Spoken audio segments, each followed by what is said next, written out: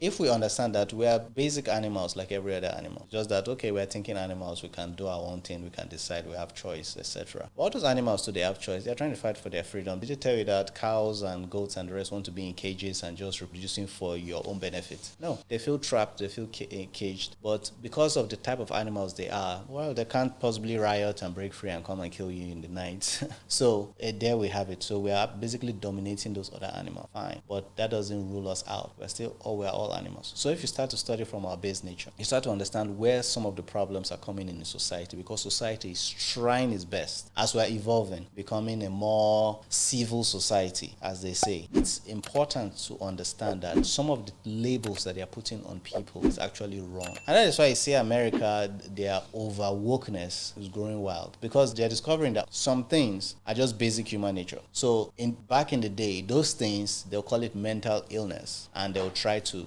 put you in an institution for behaving like that. You get what I'm saying? Because if you even go back into ancient time, a woman that sleeps around will probably be stoned to death, sleep with multiple men. But there are people with very high sex drive that one man cannot satisfy. So where do you categorize that person? You now put a label on them, put them in prison or some mental institution, or stone them to death, or whatever the case may be. Even when the phenomenon of twins came up in Africa, Nigeria here, they were killing off one of them because they didn't understand, what it is. But other animals were given to 2-3 children at the same time.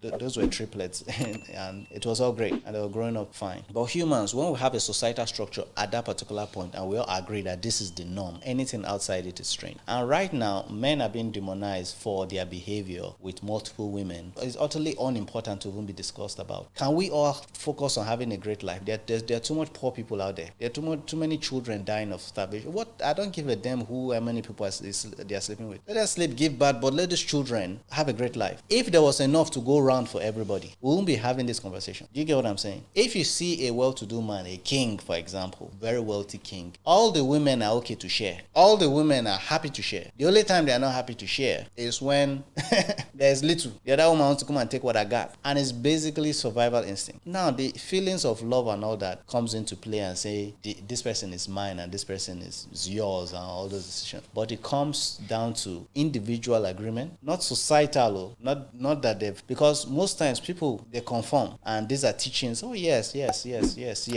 one man, one woman. But they grow up and they realize that they can't, but they won't ever say it, and they'll force themselves into that hole. They are squares in a round hole. Oh yes, one man, I've married my wife, but they have 30 other women. They just can't by nature. It's impossible, and they label them infidels, ashawo, hoes, whatever it is you want to call. But by nature, that's who they are. Leave them alone, because if it was in a different society, they will be the best people doing the best things. In a society where they are encouraged to marry 30 other women, they'll be like, oh, that guy is the best guy. He'll be the best guy because he has the sex drive to manage the whole 30 women. He has the ability to take care of all of them. He's fine doing it. No problem. Ladies and gentlemen, it's Sadiq, billionaire. We got him. So without further ado, welcome to the Sadiq Show.